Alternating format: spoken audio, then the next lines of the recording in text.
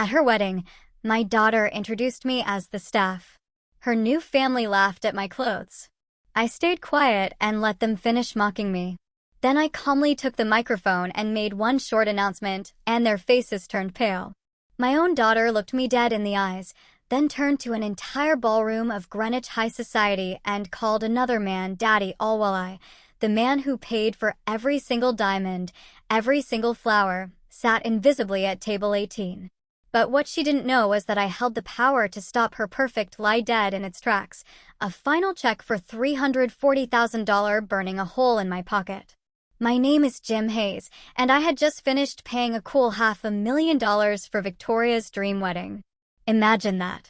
Your own flesh and blood telling 350 guests you're dead, all while hugging some stranger she's introducing as her father.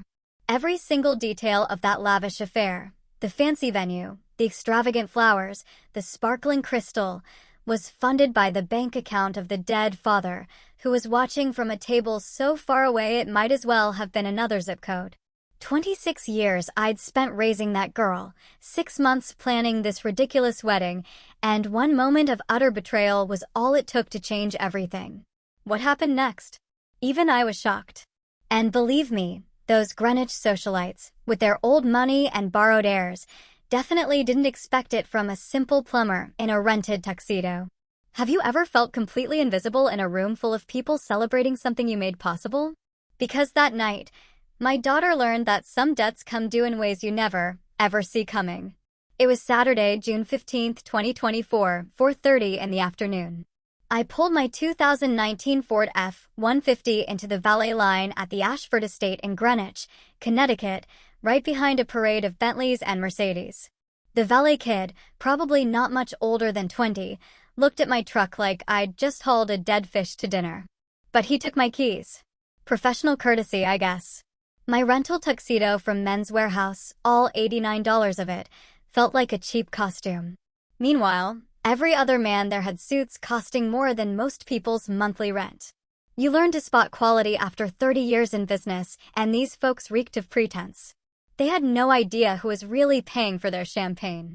Inside, crystal chandeliers, each worth more than my first house, cast a dazzling light over Connecticut's finest, 350 guests whose names graced hospital wings and university buildings.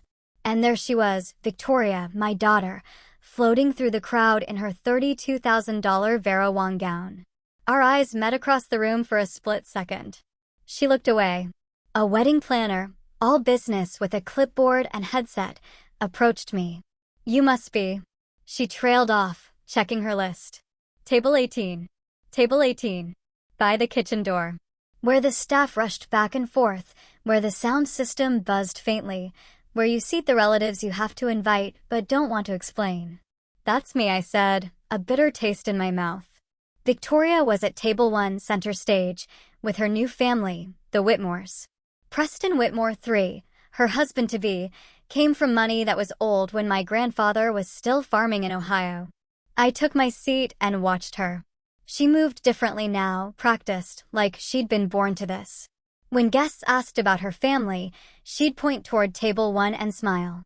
"My father's right over there," she'd say, gesturing to a distinguished man in his 60s, silver-haired and impeccably tailored. Richard Morrison. I'd never seen him in my life. Meanwhile, my table filled with distant cousins and awkward plus-ones. Nice people, sure, but not the kind who make the Connecticut Society pages. We made small talk about the weather, about the beautiful venue. Nobody asked what I did for work. Probably for the best, she thought. 26 years of raising that girl. 26 years of scraped knees and bedtime stories and dance recitals. I'd missed exactly 3 of her birthdays, all for emergency calls. Busted pipes don't care about convenient times. But I always made it up to her. I paid for her private school when public education wasn't good enough. $14,000 a year for Fairview Academy. I paid for her college, Yale no less, $68,000 a year for 4 years. I paid for her Manhattan apartment after graduation, $3,000 a month for 2 years. And now this wedding. The venue rental, $180,000. Catering, $85,000. Flowers, $28,000.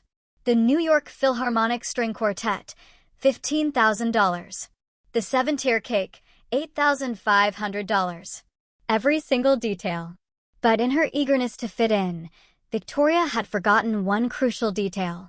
She hadn't read the fine print on her dream wedding.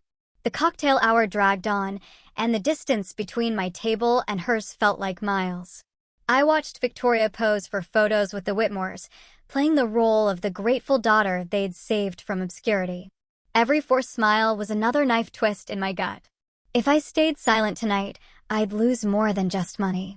I'd lose my self-respect, everything I'd worked for.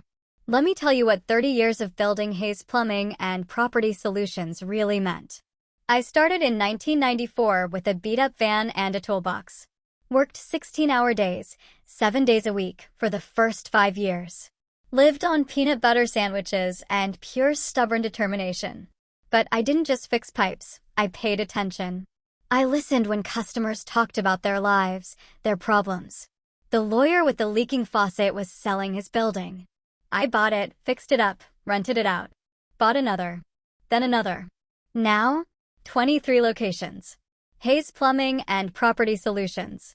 We handle everything from residential service calls to commercial building management. Last year's revenue? $8.9 million. My net worth? Same figure. Victoria knew none of this.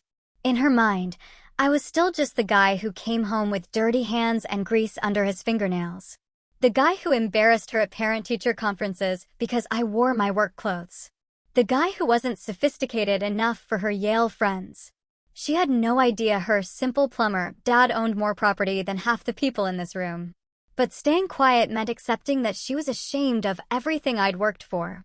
It meant watching her build a marriage on a foundation of lies.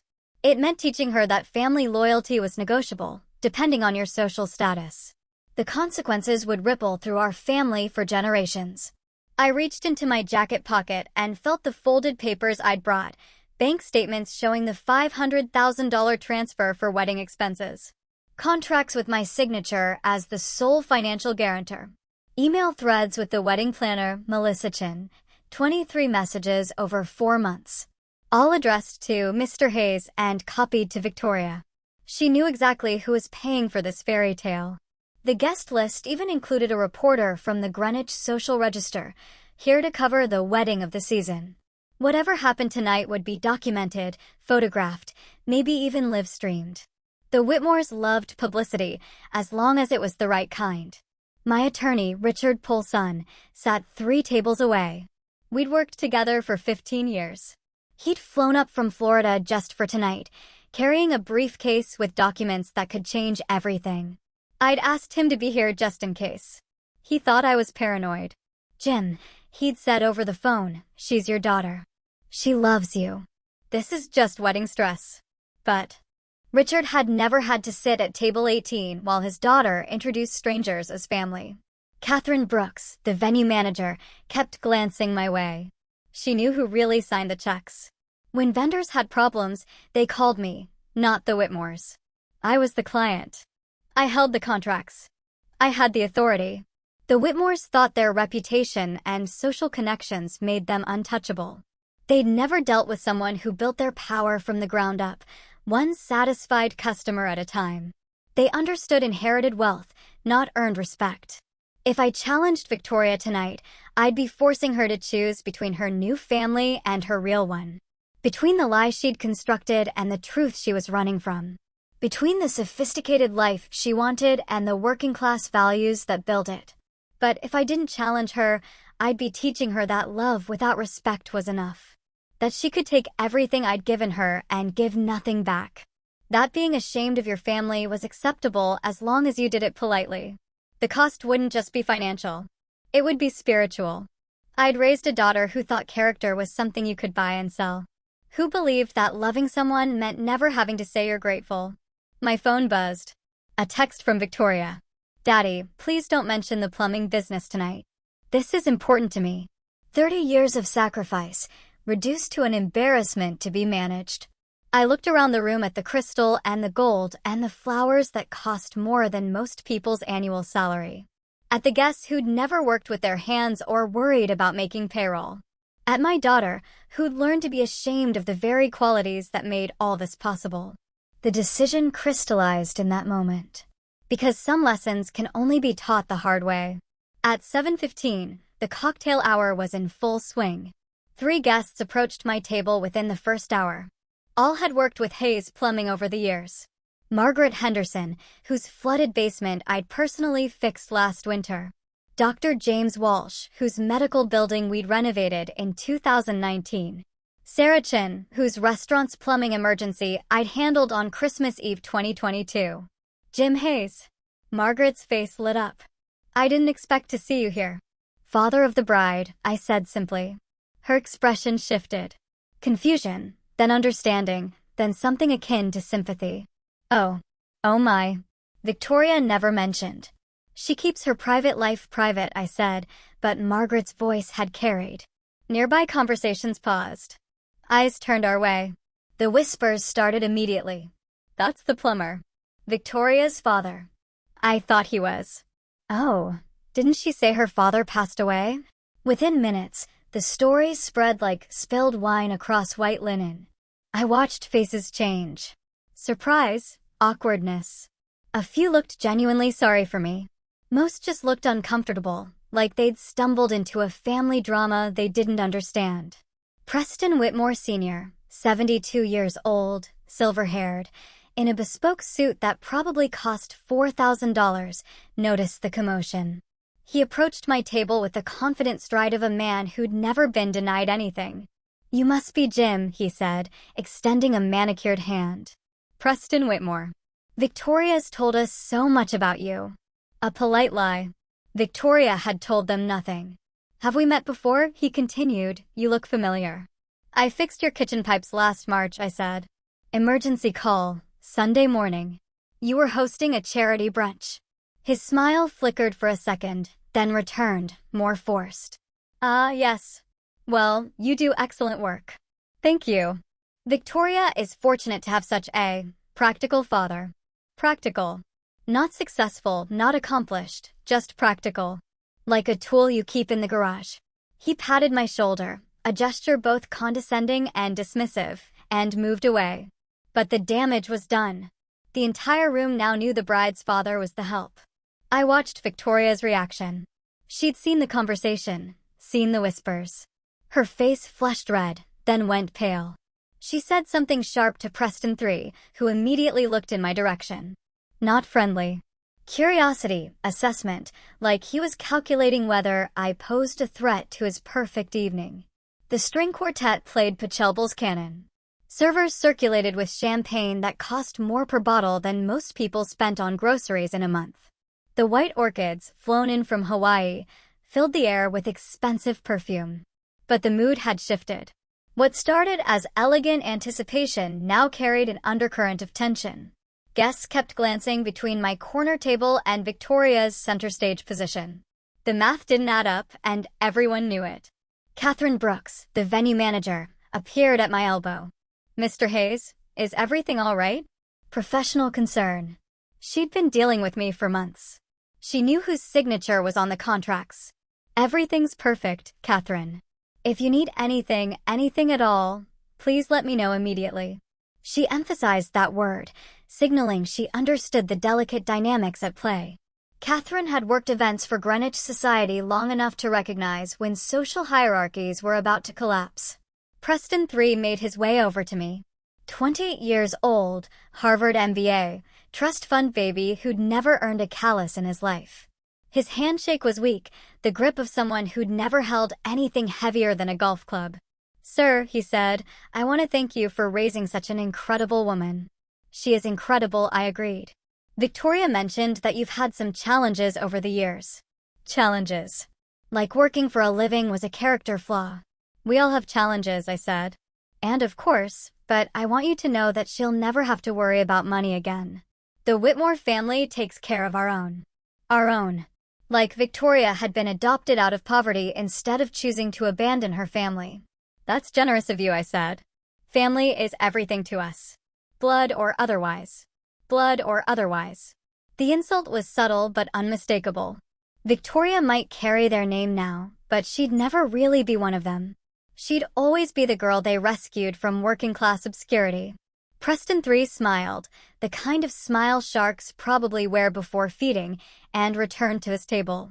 But I noticed something he'd missed in his eagerness to establish dominance.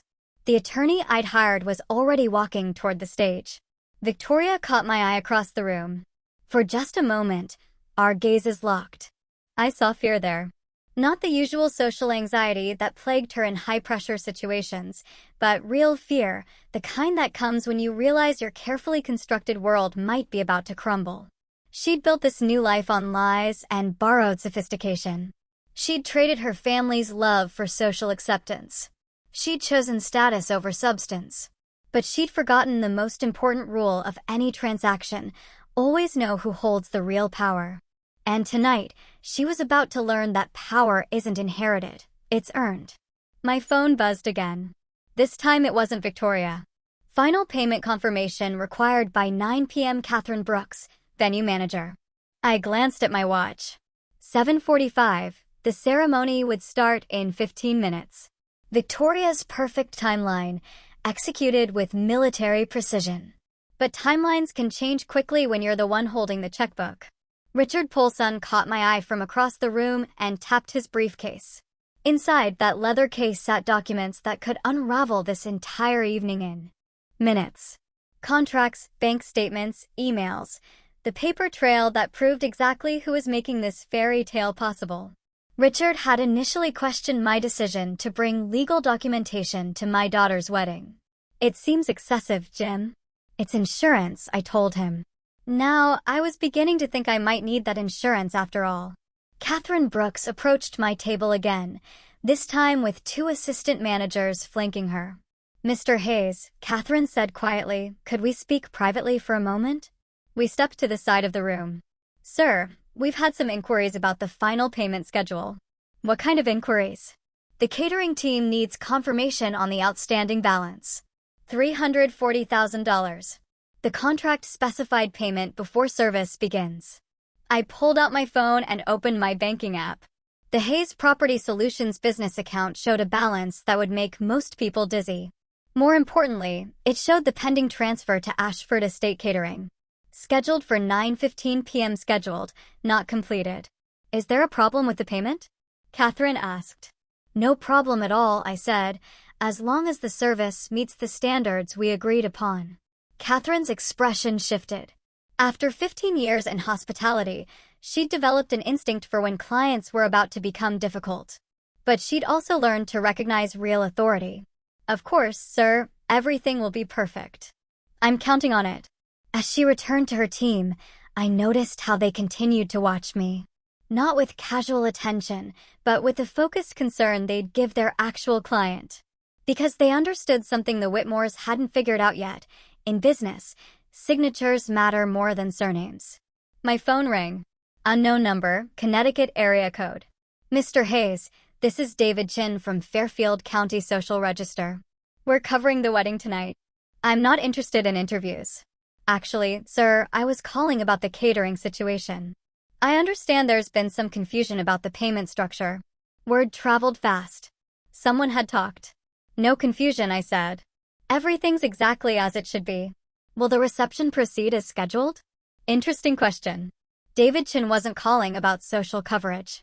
He was calling because someone had tipped him off that tonight's wedding of the season might not go according to plan. "You'll have to wait and see," I said, and hung up. Preston Whitmore Sr. was holding court near the bar, regaling guests with stories about his latest yacht purchase.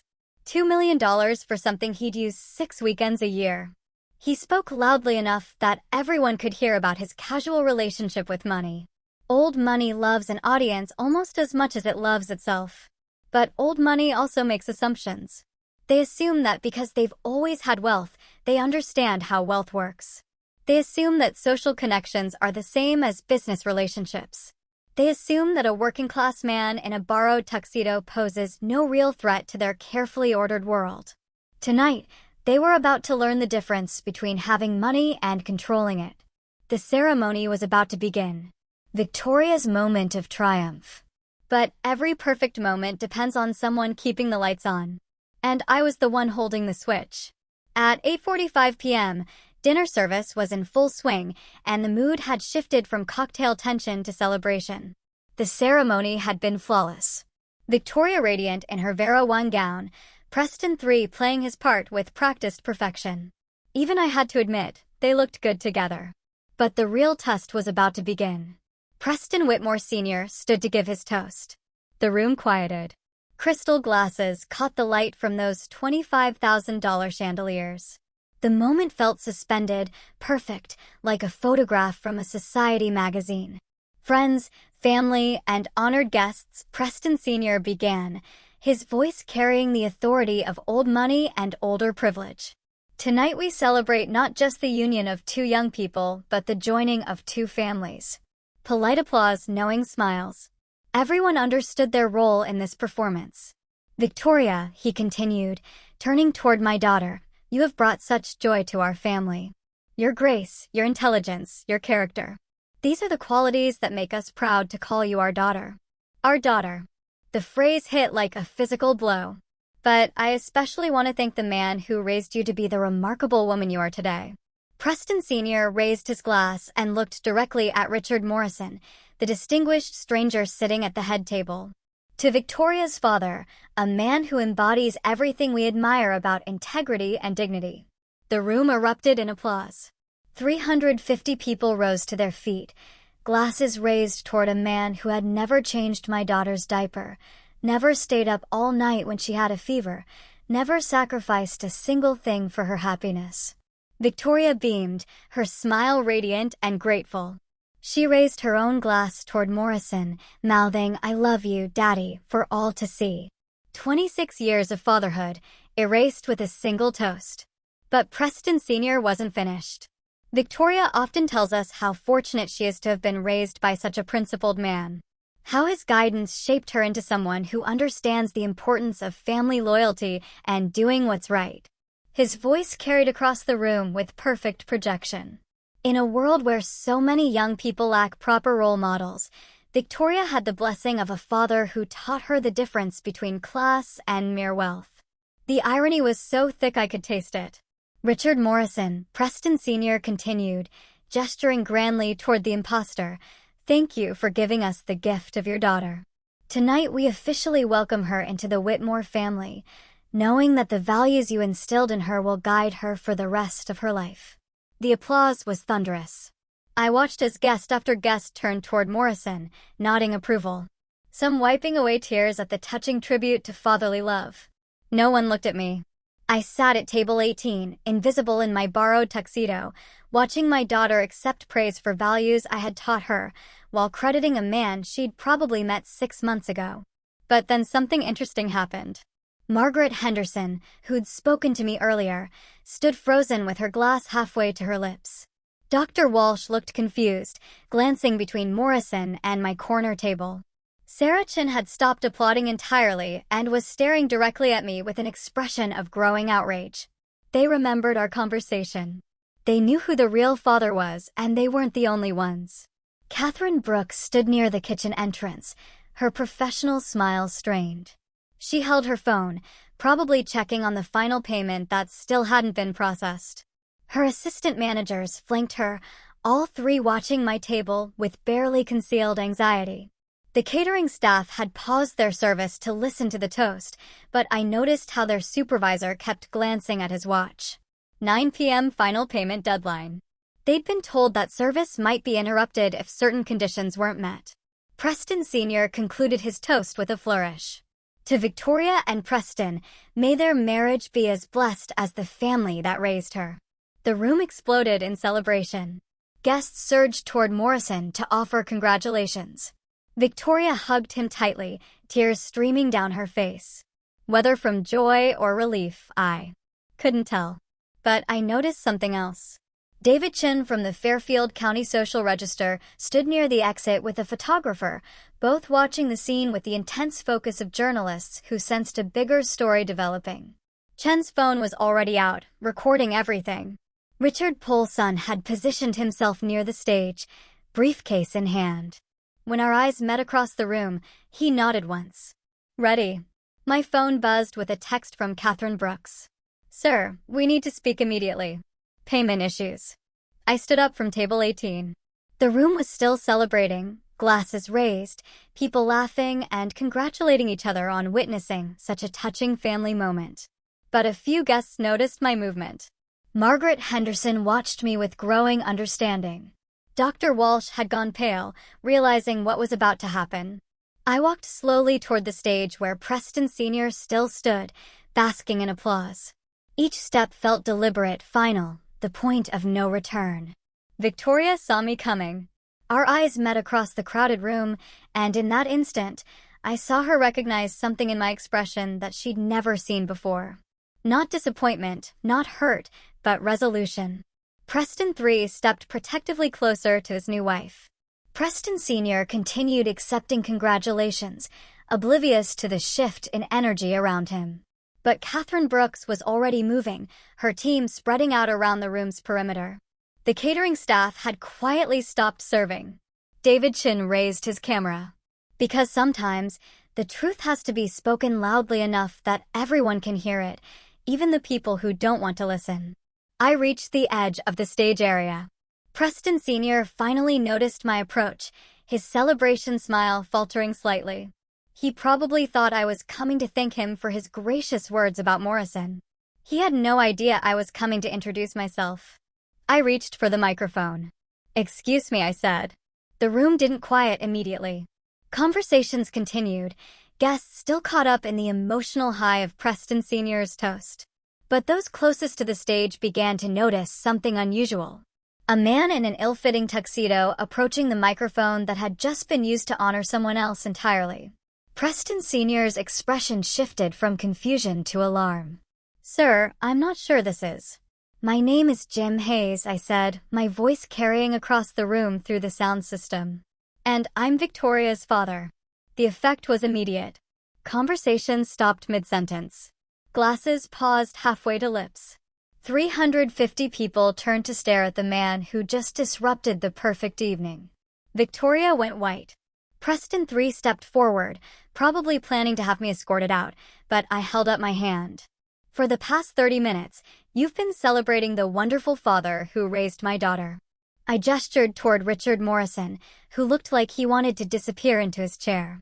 That man has never met Victoria before tonight. Gasps rippled through the crowd. I heard someone say, "Oh my God," from the back of the room. Preston, I continued, looking directly at Whitmore Sr. I appreciate your kind words about integrity and values, but you directed them at the wrong person. Richard Pohl's son appeared at my side, briefcase open. He handed me a folder of documents, bank statements, contracts, email printouts. Evidence. This is the contract for tonight's venue, I said, holding up the papers. Signed by James Hayes. That's me.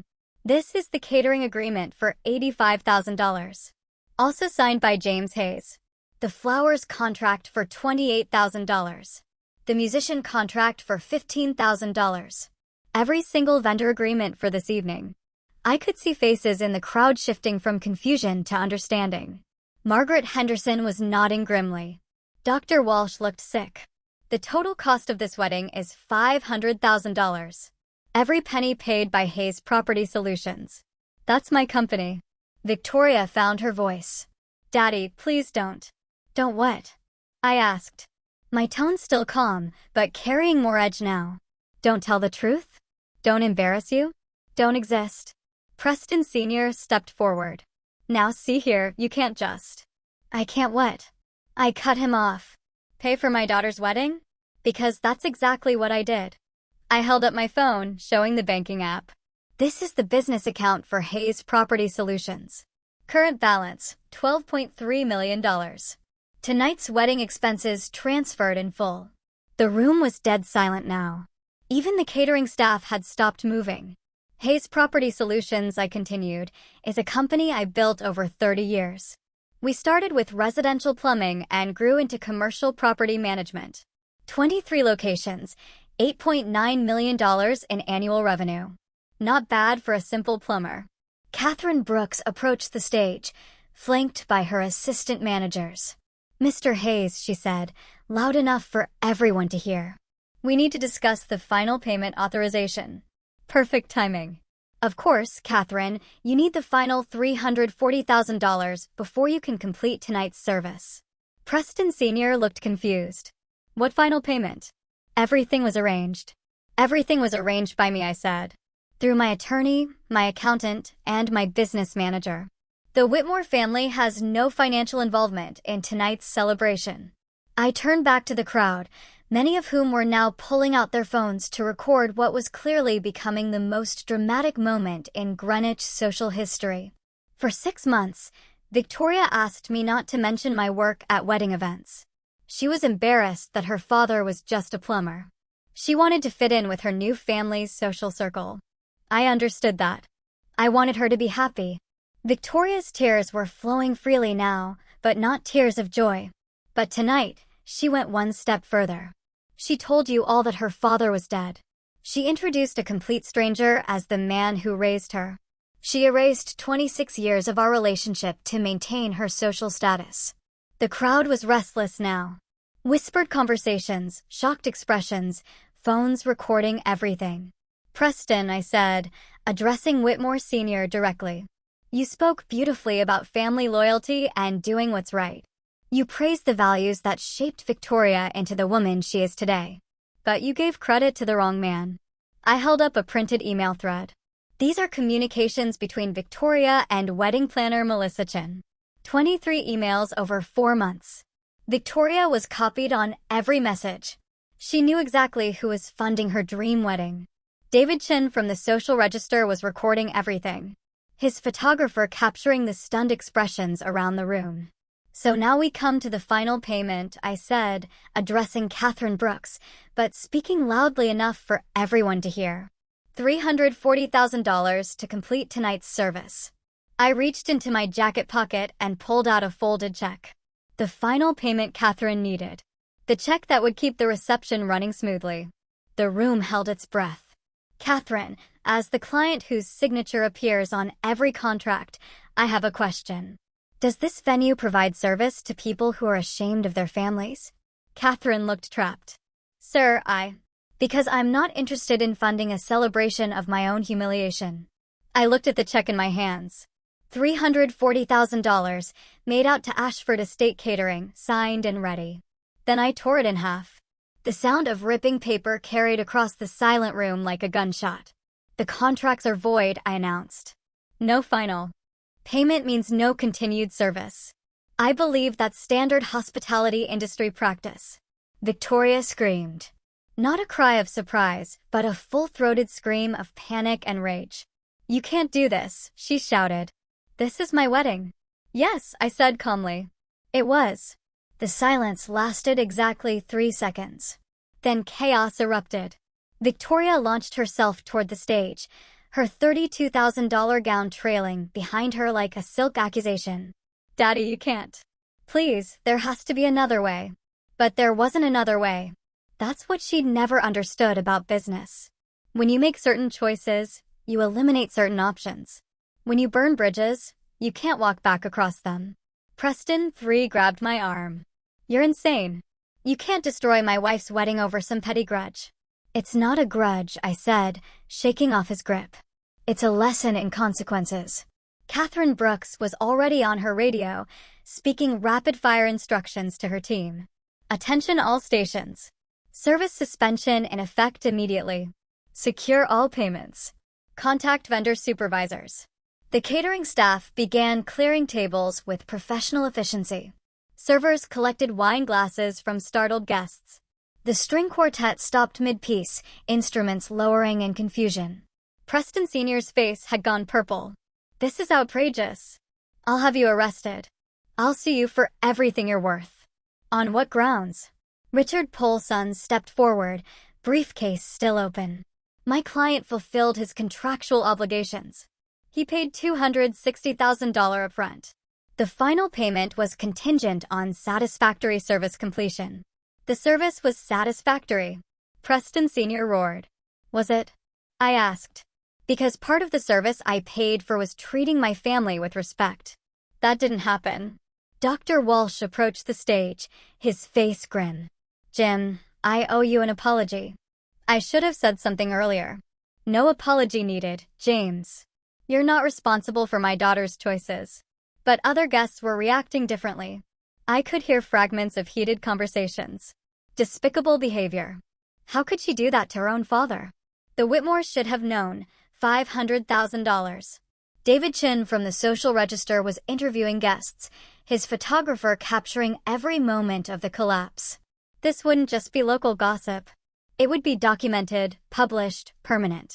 Victoria collapsed into a chair, her perfect wedding dress pooling around her like spilled champagne. 26 years, she sobbed. You're throwing away 26 years over one night. I'm not throwing anything away, I said quietly. You already did that when you told 350 people I was dead. The venue was emptying rapidly now. Guests gathered their belongings and headed for the exits. Some stopping to offer quiet words of support, others clearly eager to escape the family drama. The old money crowd, particularly, seemed uncomfortable with such raw displays of emotion. Preston Whitmore Sr. made one final attempt at control. Hayes, let's be reasonable. Name your price. Whatever you want. Money, property, business connections. We can work this out. You think this is about money? I asked. Everything's about money. That's where you're wrong. I folded the torn check pieces and put them in my pocket. This is about something you can't buy. Respect. Catherine Brooks approached me one last time. Mr. Hayes, the venue is secured. Your remaining items will be stored safely overnight. Professional to the end. Catherine understood contracts. Thank you, Catherine. You and your staff have been excellent. For what it's worth, she said quietly, in 20 years of managing events, I've never seen someone handle dignity under pressure quite like you did tonight. As we prepared to leave, Victoria called out one last time, Daddy, will you ever forgive me? I stopped at the ballroom entrance and looked back at my daughter, standing alone in her wedding dress amid the empty tables and cold chandeliers. Victoria, forgiveness isn't something you ask for once and receive forever. It's something you earn every day through your choices. What does that mean? She asked, her voice cracking. It means, I said, the next move is yours. The story broke in the Fairfield County Social Register Sunday morning. David Chen's article ran with the headline, Wedding of the Season Ends in Financial Drama as Bride's Father Cancels Payment.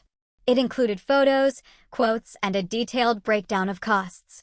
By noon, it was everywhere on social media. By evening, it had gone national. Victoria called me at 7 a.m., her voice raw from crying. It's everywhere, Daddy. Everyone's talking about it. What are people saying?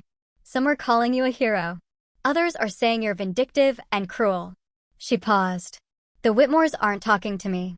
What about Preston? He's evaluating our situation, she said, mimicking him. His words. Evaluating, like she was a business investment that had suddenly become risky. Victoria, what did you expect? You built your marriage on lies. Lies have consequences. I know that now. By Monday morning, the financial implications became clear. The Ashford estate was pursuing the Whitmore family for the unpaid balance. Vendors who had extended credit based on the family's reputation were demanding immediate payment. Preston Whitmore Sr. called me directly Tuesday afternoon. Hayes, we need to settle this like gentlemen. I thought we already did. This publicity is damaging both our families. My business relationships are suffering. My son's marriage is under strain. That's unfortunate. I'm prepared to offer compensation for the financial inconvenience you experienced. He still didn't understand. After everything, he thought this was about money. Preston, you can't buy your way out of this. Your family participated in erasing me from my daughter's life. Money won't fix that. Then what do you want? I want Victoria to decide who she really is, and I want you to stay out of that decision. The social consequences rippled through Greenwich society like aftershocks from an earthquake. The Whitmores found themselves disinvited from several upcoming events. Their charity board positions were quietly restructured. The family patriarch's reputation for shrewd business dealings was tainted by his failure to understand the basic terms of his son's wedding. But the most significant consequence was within Victoria's marriage itself. Preston III, it turned out, had married Victoria partly because his family viewed her as a project, a beautiful girl from modest circumstances who could be molded into a proper society wife. The discovery that her circumstances weren't modest at all, and that she'd been willing to lie about her family to gain acceptance, undermined everything he thought he knew about her. Margaret Henderson stopped by my office Thursday morning. "Jim, I owe you an apology. When I saw you at that wedding, I should have spoken up immediately." "You don't owe me anything, Margaret." "Yes, I do. We all do. Everyone who worked with you over the years, who knew what kind of man you were, and who stayed silent while they tried to erase you." She wasn't the only one. Dr. Walsh sent a letter. Sarah Chin called personally. Customers who had heard the story reached out to express support. The working-class community that had always known my worth was rallying around the principles I defended. The publicity that was supposed to embarrass me had actually enhanced my professional reputation. Standing up for your principles, even at significant personal cost, was seen as a strength, not a weakness. Victoria and Preston III attended marriage counseling for 2 weeks before he filed for annulment. His grounds: fraudulent misrepresentation of family background and financial status. Legal documents that would become part of the public record, ensuring that Victoria's deception followed her forever. She moved back to her Manhattan apartment, the one I'd been paying for throughout her marriage. For the first time in months, she was truly alone with the consequences of her choices. Friday evening, she called again. "The annulment papers came through today." "I'm sorry to hear that. Are you really, Victoria?" I asked. "I never wanted your marriage to fail. I wanted it to be built on truth." "Well, now I have nothing. No husband, no family, no reputation." "You have the same thing you've always had," I told her. "The choice to be who you really are instead of who you think people want you to be. And if I make that choice, if I stop being ashamed of where I came from, then maybe we can start rebuilding what we lost." "It's too late for that," I heard myself say. "It's only too late when one of us stops breathing. Until then, there's always tomorrow." The line went quiet for a long moment. "I'll think about it," she finally said. That's all I've ever asked for. 6 weeks later, Victoria knocked on my office door. Not my home, my office. Hayes Property Solutions, Building A, Suite 101, the headquarters of the business empire she'd been too ashamed to acknowledge. She looked different, simpler. Her hair was pulled back in a practical ponytail instead of an elaborate updo. She wore jeans and a sweater instead of designer clothes. Most importantly, her expression had changed. The artificial sophistication was gone, replaced by something I hadn't seen in years: genuine uncertainty. "Hi, Daddy." "Hello, Victoria. Can we talk?" I gestured to the chair across from my desk. The same desk where I'd planned her wedding payments months earlier. The same chair where she'd sat as a teenager complaining about homework while I finished paperwork. "How are you doing?" I asked. "Honestly? Terrible. The annulment made the papers. I lost my job at the gallery. Too much negative publicity. Most of my friends from the Whitmore circle won't return my calls." She paused. "But do you know how exhausting it is to pretend to be someone else every day? To monitor every word, every gesture, every opinion, to make sure it fits the image you're supposed to project." I waited. She needed to say this in her own words, at her own pace. "I've been thinking about what you said, about earning forgiveness through daily choices." She looked around my office, taking in the awards on the walls, the photos of completed projects, the evidence of 3 decades of honest work. "I want to make different choices now." "What kind of choices?" "I want to do real work. Not managing social events or picking out flowers for charity galas. I want to learn the business that built everything I took for granted." I studied her face, looking for signs of performance or manipulation. But what I saw was exhaustion mixed with determination. The look of someone who'd hit bottom and decided to climb back up instead of staying there. "The business isn't glamorous, Victoria. It's early mornings and difficult customers and problems that don't have elegant solutions." "I know. I've been reading about property management, about commercial leasing, about building maintenance. I'm not asking for a handout. I'm asking for a chance to prove I can contribute something real." What about your trust fund lifestyle? Your Manhattan apartment. I gave up the apartment.